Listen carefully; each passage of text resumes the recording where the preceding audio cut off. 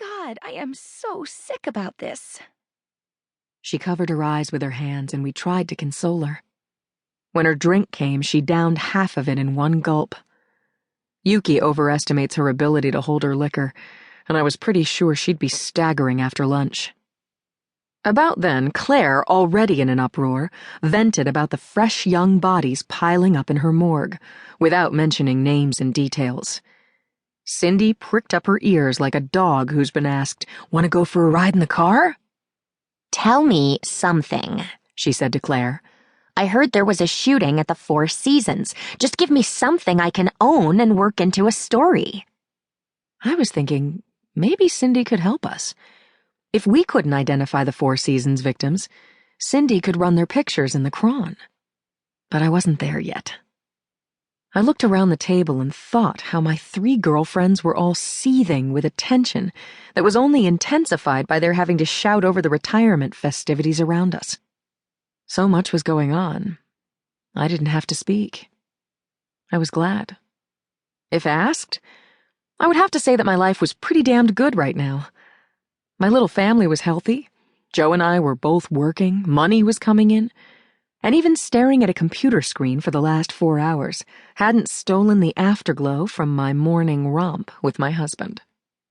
It didn't occur to me to think how fast things can change. Just like that. Chapter 11. I returned from lunch to find Conklin dumping the remains of his Chinese takeout into the wastebasket. He said, "The security chief sent over lobby footage from before and after the set we've already screened.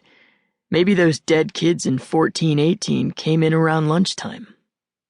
I asked Inspectors Lemke and Samuels to view the 8:30 p.m. to midnight footage and gave them printouts of the mystery blonde. Then I reset my ponytail, cracked my knuckles, and sat down next to my partner. "Let's do it," I said. The video flashed onto my screen. At timestamp 12:30 p.m., the elegant lobby was humming with guests as well as local business people heading for the entrance to MKT, the hotel's restaurant. Conklin and I sat shoulder to shoulder for the next 3 hours, looking for dead people walking, occasionally shaking out our legs, using the facilities.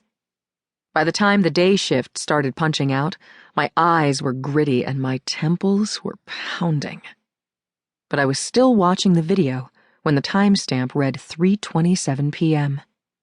I hit pause. There was a girl hanging around the front desk in jeans and a quilted jacket, a mile of bulky scarf around her neck. Was she one of the private investigator kids who'd been shot in room 1418? I was about to say, "Look at her," when she turned toward the elevator, and I saw her face. Damn it. She was not the girl in 1418, not by a mile. At that precise moment, Conklin was pointing at a different part of the screen. "I think I saw this guy on the later footage," he said. He circled the cursor around a big man who was facing away from the camera, wearing a bulky coat and a knit cap. His body and features were almost entirely obscured, yet he was somehow familiar. "He reminds me of Dugan," I said, referring to the security chief. Conklin said, "That's not Dugan. Dugan Stoops." We watched the big man walk away from the cameras, slipping seamlessly between groups of people so that we never had more than a second's glimpse of him.